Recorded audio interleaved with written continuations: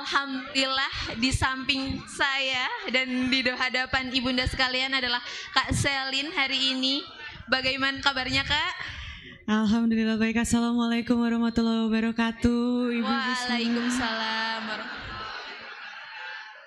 Luar biasa deg-degan saya duduk di sini. Buat ibu-ibu semua insya Allah, semoga apapun yang saya berikan hari ini bermanfaat buat kita semua insya Allah. Masya Allah, hari ini ibunda sekalian ingin belajar bersama kita nih Kak, bersama Kak Selin yang insya Allah semoga kita semua dirahmati oleh Allah hari ini karena qadarullah hujan, tapi ibunda sekalian bersemangat hadir untuk belajar bersama-sama. Dan langsung aja nih, teman-teman pasti sudah kenal dengan Kak Selin tanpa saya perkenalkan terlebih dahulu, nggih ibu-ibu? Lalu ini untuk memulai sesi kita sore hari ini, agar teman-teman juga mungkin mendapatkan inspirasi dari Kak Selin juga. Apa nih Kak makna dari hijrah Kak Selin saat ini? Bismillah. Jadi semangat ibu-ibu ya, karena ini kebetulan hujan insya Allah berkah buat kita semua insya Allah. Jadi mungkin ada beberapa makna sependek ilmu yang aku tahu ya. Dari hijrah itu sendiri ada hijrah maknawi, ada hijrah hissi. Mungkin hijrah maknawi itu lebih kepada perubahan dari diri sendiri ya, kayak dari mungkin pola bicara, cara bicara, pemahaman, setiap ilmu, mungkin dari cara berpakaian. Hijrah hissi itu lebih kepada suatu perpindahan, mungkin berpindah agama, mungkin berpindah lingkungan, kota, atau mungkin juga berpindah lingkungan gitu sih. Dan alhamdulillah saya mengalami keduanya dan insya Allah itu dalam proses. Masya Allah, insya Allah semoga Allah selalu lindungi dan mudahkan ya Kak. Bagaimana prosesnya pasti itu banyak sekali rintangannya nih. Apa yang menjadi titik balik atau momen di mana akhirnya Kak Selin memutuskan bahwa baik saatnya ini untuk berhijrah seperti itu?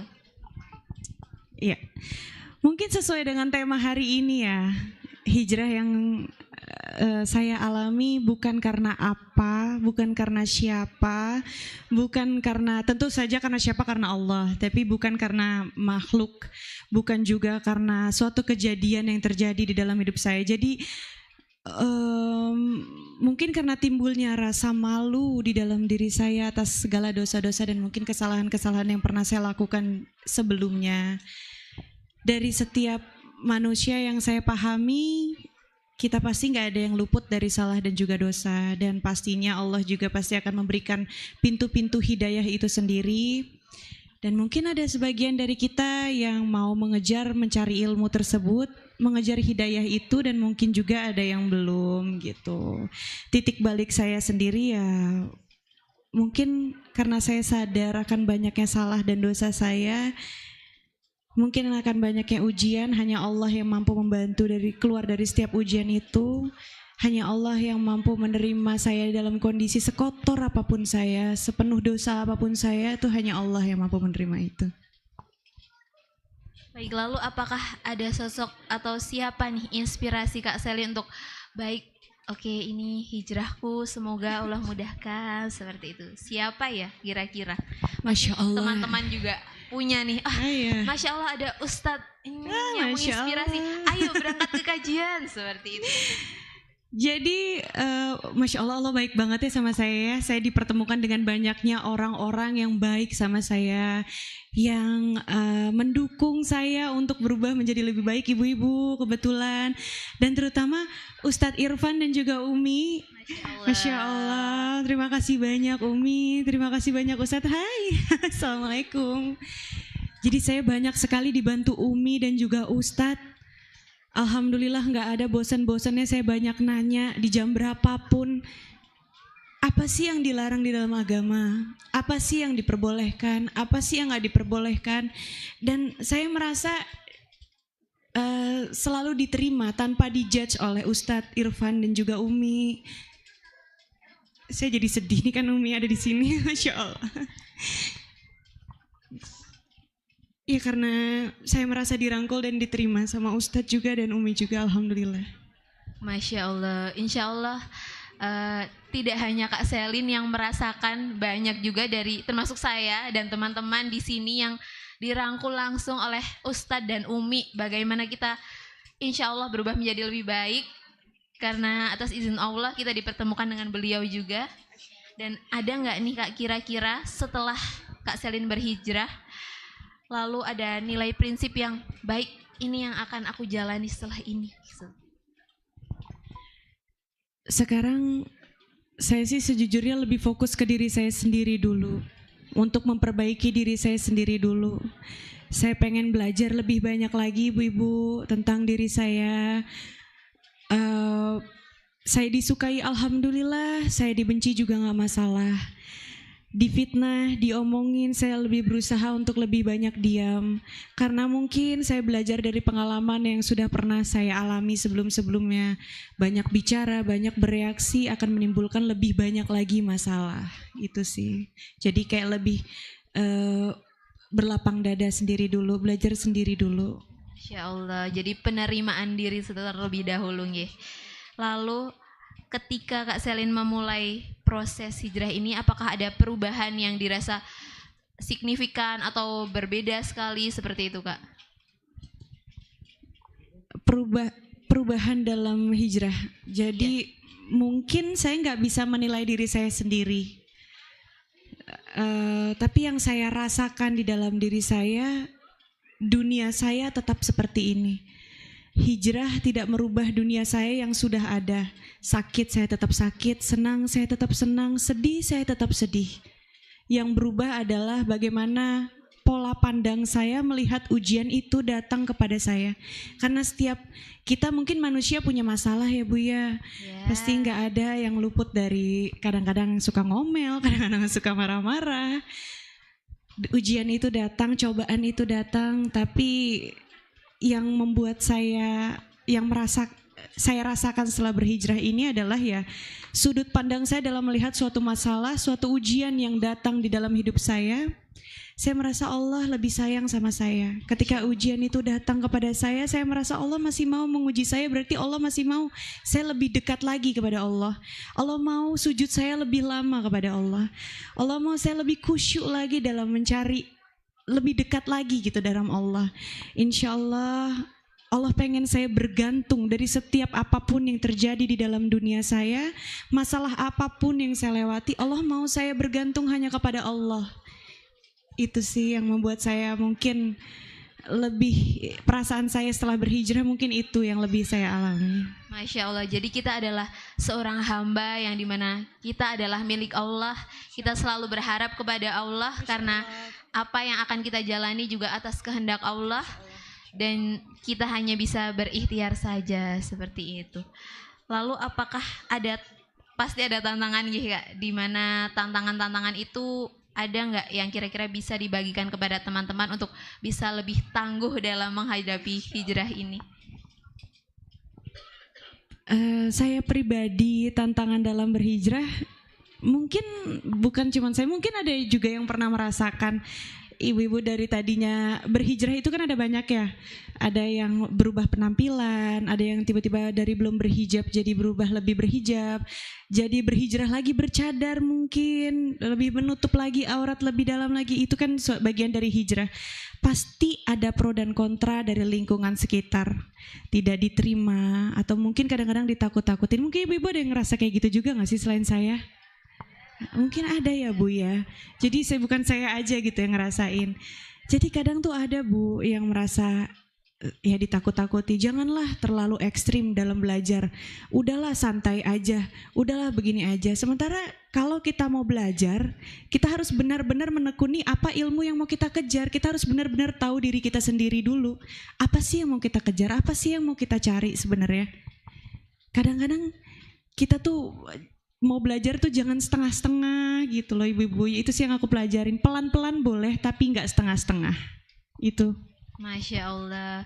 Jadi kita harus konsisten ya ayahanda dan ibunda. Bila kita sudah berniat baik maka konsistenlah. Karena apapun yang sudah diniatkan baik insya Allah akan Allah bantu. Begitu nggih.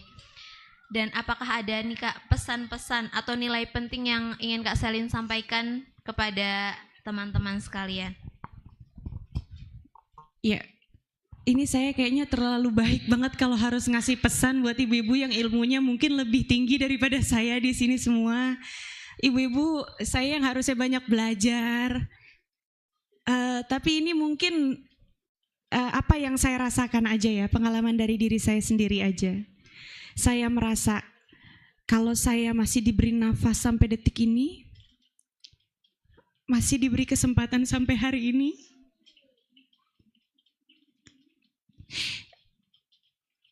artinya Allah masih membukakan pintu selebar-lebarnya untuk saya bertobat.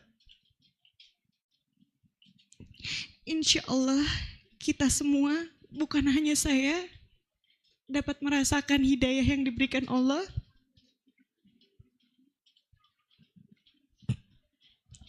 Belajar sama-sama insya Allah. Ilmu saya gak banyak Bu, saya juga belum banyak mengerti tentang apapun. Tapi yang saya tahu, kalau kita mau mengejar ilmu itu, belajar memperdalami itu, insya Allah kedamaian, ketenangan, itu sih yang pertama kita rasakan dan kita dapatkan. Insya Allah ya ibu-ibu ya.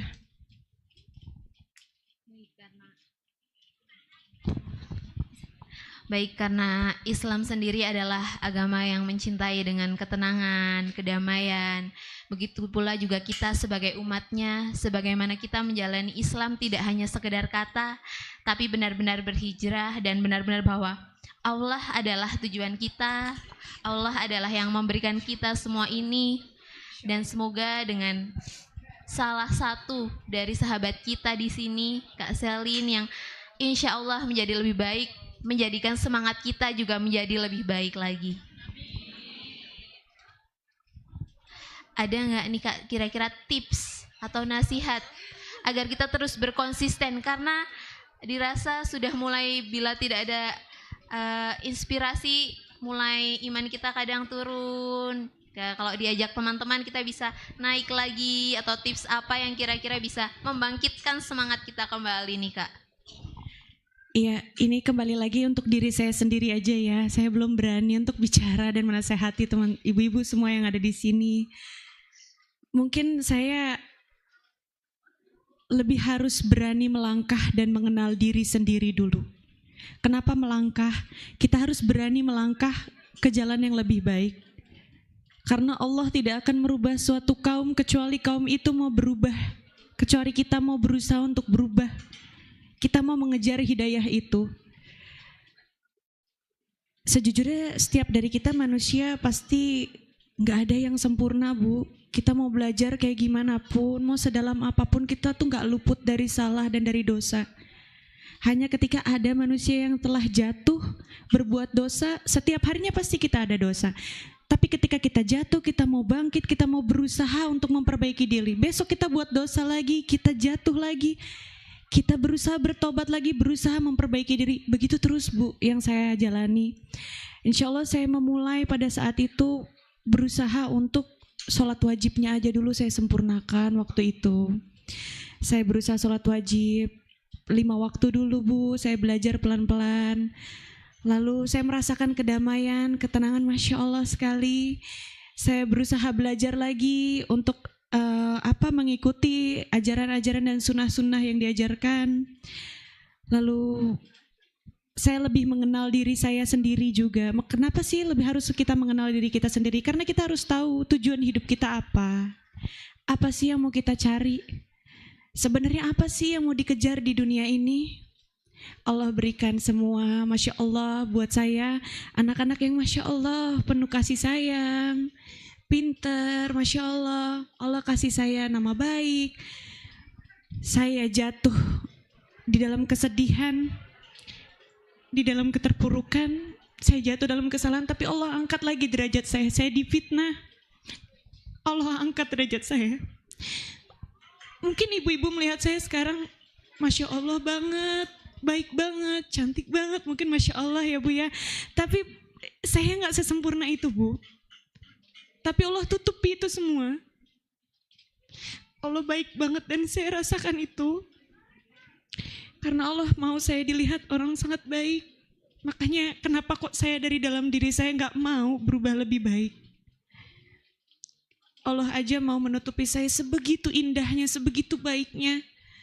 Maka saya juga harus berusaha untuk memperbaiki diri saya dari dalam, insya Allah. Itu akan lebih, kalau kita baik insya Allah itu wangi ya Bu ya untuk orang-orang sekitar, insya Allah.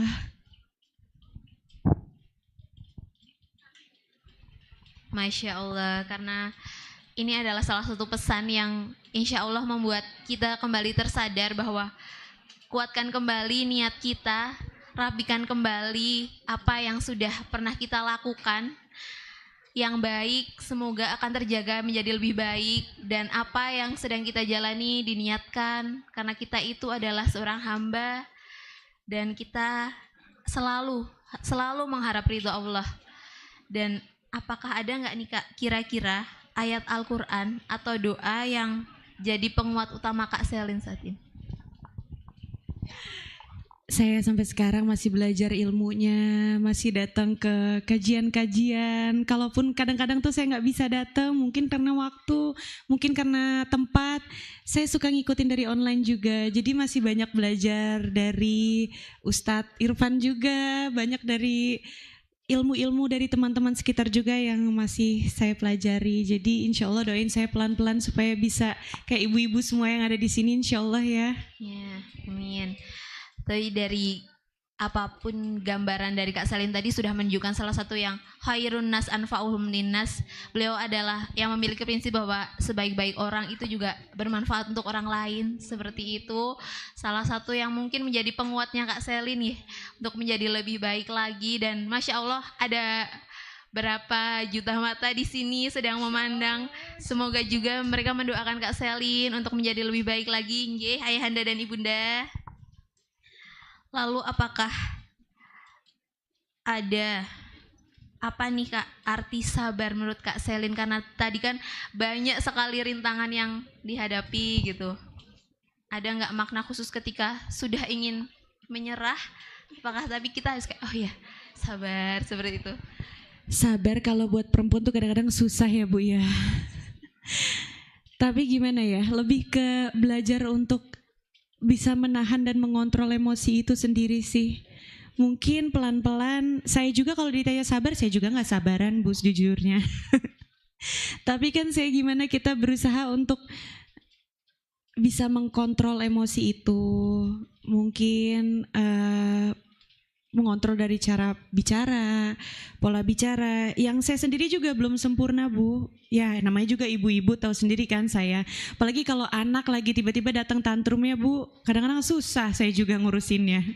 Jadi sabar itu mungkin buat saya sesuatu hal yang harus memang dipelajari pelan-pelan juga ya buat diri saya sendiri juga. Insyaallah. Lalu apakah ada pengalaman yang bisa dibagikan bahwa ini adalah salah satu perjalanan yang membuat saya semakin lebih baik untuk menjalani hidup seperti itu Kak? Pengalaman baik spiritual atau apa yang sangat berkesan setelah hijrah ini gitu? Setiap kisah dalam perjalanan hijrah saya itu berkesan, Masya Allah sekali. Jadi setiap komentar negatif orang tentang saya, kita berbuat baik itu pasti kita diomongin orang. Kita berbuat baik itu pasti orang ada aja yang berburuk sangka. Kita mau berbuat buruk juga jadi bahan omongan orang. Jadi saya belajar untuk lebih legowo aja, berlapang dada menerima segala kritik dan saran dari orang-orang. Orang-orang mau ngomongin kayak gimana, saya lebih berusaha untuk ya udahlah saya ikhlas aja. Yang penting buat saya adalah bagaimana Allah tahu, malaikat juga menjadi saksi apa yang sebenarnya saya jalankan, apa niat sebenarnya di dalam hati saya. Dan kalau itu baik dan berguna buat orang sekitar, insya Allah ya nanti biar Allah yang menilai. Lalu apakah pernah atau belum nih Kak, ketika doa-doa Kak Selin dijawab dengan cara yang justru tidak sesuai mungkin dengan apa yang Kak Selin harapkan seperti itu? Pernah atau? Pasti pernah ya, karena tapi kebanyakan setiap doa yang setelah saya belajar ya, ada doa doa-doa lain gitu. Jadi saya tuh selalu berserah aja gitu sama Allah. Ada keinginan pasti yang gak tercapai, tapi gak membuat saya juga berburuk sangka sama Allah. Jadi kalaupun memang Allah tidak memberikan itu saat ini pada saya, insya Allah Allah akan memberikan yang lebih baik. Tapi kadang-kadang kita sadarnya itu nanti. Pada saat ini kita pasti, kenapa sih kok saya udah berdoa, kok saya udah berusaha, kok saya udah berikhtiar, tapi kenapa nggak sesuai dengan harapan saya? Sebenarnya Allah denger nggak sih doa saya? Sebenarnya Allah tuh mau nggak sih saya seneng? Kadang kan kita ada rasa kecewa, tapi saya terus lagi berpikir setelah saya mendapatkan yang lebih baik dari itu, baru di situ saya sadar kalau ternyata rencana Allah bahkan lebih indah dari rencana saya. Masya Allah, kita pasti juga sering merasakan ayahanda dan ibunda di mana doa-doa kita mungkin tidak dijawab langsung atau doa-doa kita diganti dengan yang lebih baik lagi oleh Allah, dan kita sebagai umatnya jangan pernah putus untuk selalu berdoa kepada Allah. Lalu apakah ada nih Kak, pernah atau tidak merasakan ketika Allah justru hadir paling dekat saat kita merasa paling jauh dari semuanya? Tidak ada teman-teman, tapi ketika itu hanya ada Allah gitu Kak. Rasanya teman-teman jauh sekali gitu. Kadang kita merasa, tapi nggak tahu kenapa ya, sekarang saya lebih merasa lebih suka di dalam kesendirian, di dalam kesepian. Bukan berarti saya merasa kesepian, tapi saya lebih suka sendiri aja gitu. Karena sendiri tanpa lingkungan yang terlalu baik. Saya nggak ngerti apa ibu-ibu relate sama saya atau enggak ya, atau mungkin ini cuma perasaan saya aja Bu. Tapi ketika saya nggak lebih banyak menyendiri, lebih banyak sendiri, bukan berarti saya kesepian, tapi saya merasa kayak lebih nyaman dan lebih tenang aja tanpa judging dari orang-orang sekitar Bu. Tanpa harus, maaf ya, berkumpul yang tidak berfaedah. Mungkin perkumpulan saya ya sekarang kayak lebih mendekatkan diri ke keluarga, ke anak, kayak itu lebih damai aja buat saya. Lebih banyak di rumah dan mengurangi aktivitas-aktivitas yang mungkin dilarang di dalam agama, itu saya kurangi. Lagi berusaha ya Bu ya. Lagi berusaha. Saya juga gak kepengen semua orang berekspektasi tinggi terhadap saya bahwa wah dia udah ini hijrah sepenuhnya, wah saya masih dalam proses, saya masih kerdil sekali, saya masih belum sebegitu sempurnanya, saya masih bertahap dalam belajar, insya Allah. Masya Allah, kita juga sama-sama belajar juga di sini, karena kita harus terus belajar sampai kita di akhir hayat kita pun kita harus masih terus belajar. Lalu apakah ketika Kak Selin sedang ingin menenangkan diri dengan cara apa ya Kak? Apa dengan berdiam diri atau hanya mengasingkan diri seperti itu? Karena siapa tahu dari teman-teman ingin me time ceritanya seperti itu. Allah. Kadang semakin bertambahnya usia, mungkin kita semakin mengerti bahwa perkumpulan yang tidak berguna buat kita hanya akan menambah masalah bagi diri kita sendiri aja. Saya mengerti sekarang mungkin bersosialisasi penting, tapi mungkin sekarang lebih dikurangi aja ke hal-hal yang lebih penting. Keluar hanya untuk hal-hal yang penting-penting aja. Masya Allah. Untuk mengurangi fitnah, untuk mengurangi, mohon maaf, gibah juga ya Bu ya. Kadang-kadang kan dia nggak tahan Bu, pengen ngomong ya kan, pengen cerita gitu. Tapi ya insya Allah pelan-pelan bisa dikurangin. Bukan berarti kita nggak mau berteman lagi, enggak. Saya tetap mau berteman, saya tetap merangkul teman-teman saya yang lain. Tapi karena saya sedang dalam proses belajar, saya merubah lingkungan saya sedikit demi sedikit, pelan-pelan. Karena saya tahu diri saya sebelum sebegitu kuatnya, saya belum sebegitu, iman saya belum sebegitu sempurnanya, sehingga saya masih harus mengejar ilmu dibanding berteman atau bergaul di luar-luar lain gitu, insya Allah. Masya Allah, Kak Selin sudah berniat untuk menghindari atau mengurangi gibah. Maka kita juga harus mencontoh ya ayahanda dan ibunda, karena memang gibah itu rasanya seru sekali, tapi ternyata kita sedang masuk ke dalam salah satu dosa yang tidak kita sadari secara tidak langsung.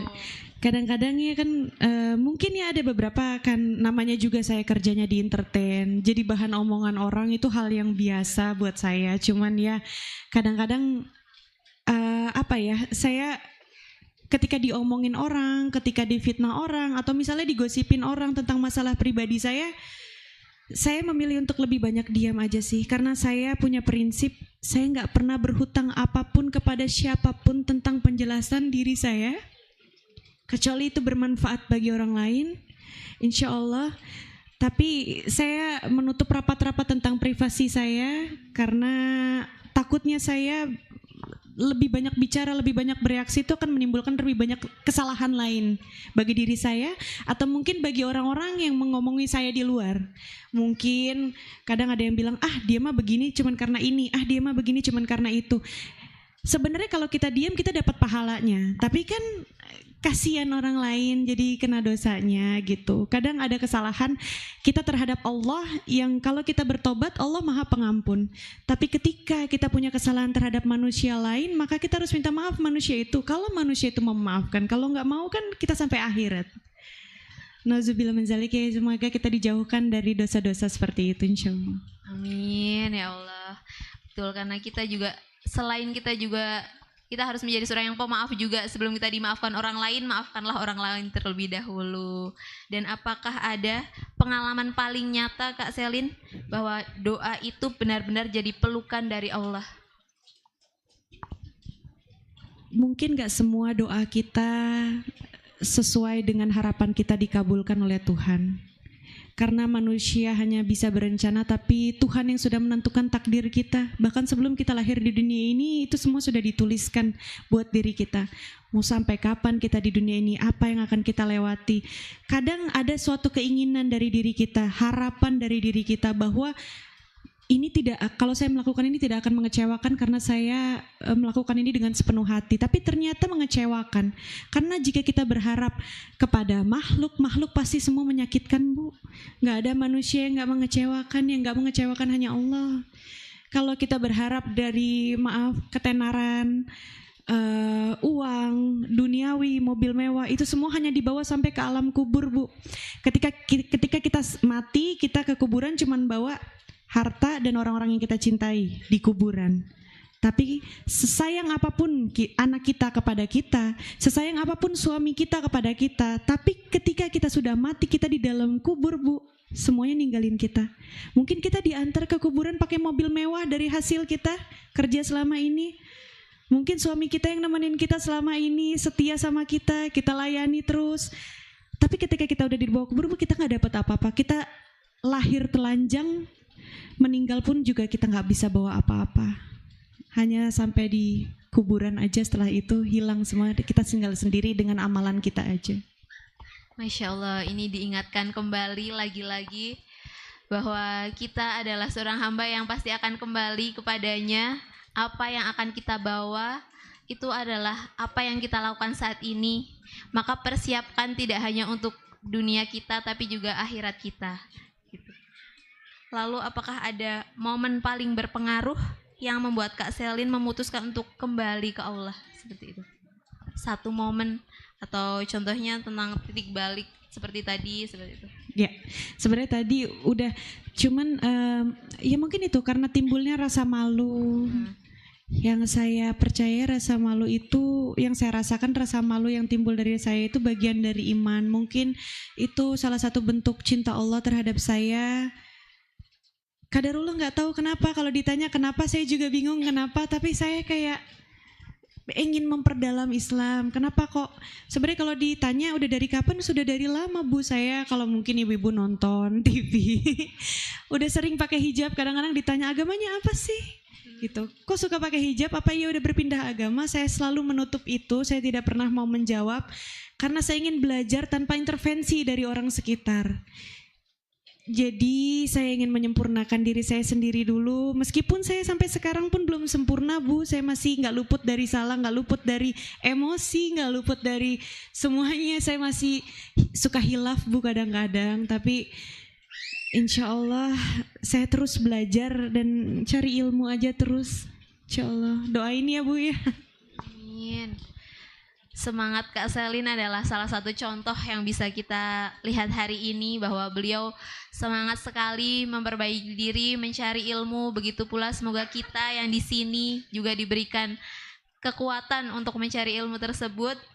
Lalu apakah ada peran nih Kak, peran sholat dan tadarus dalam proses Kakak kembali ke Allah? Apakah itu seperti ada peran tersendiri, atau seperti tadi kan sholat menjadi lebih tenang, kalau tadarus Al-Quran menjadi salah satu momen mendukung atau enggak nih Kak? Pastinya karena berusaha belajar dari sholat wajibnya dulu ya. Aku waktu itu masih sholat tuh masih baca, masih dari kertas, iya Bu. Jadi karena nggak hafal, karena saya kebetulan kan memang hijrahnya sendiri aja, jadi belum berani untuk punya guru, belum berani untuk ngomong ke siapa-siapa, dan nggak ada, mohon maaf, bukan karena menikah dengan orang Islam juga, jadi memang bukan karena dari keluarga saya memang Islam, jadi memang saya belajar sendiri, saya baca sendiri, saya nonton dari YouTube, mungkin dari sosmed juga, kajian-kajian tentang apa sih arti Islam itu, bagaimana sih perjalanan seorang untuk berhijrah. Saya banyak nonton dari situ sih Bu, jadi itu yang menggerakkan saya, bagaimana caranya sholat, sebenarnya apa sih yang mau saya cari.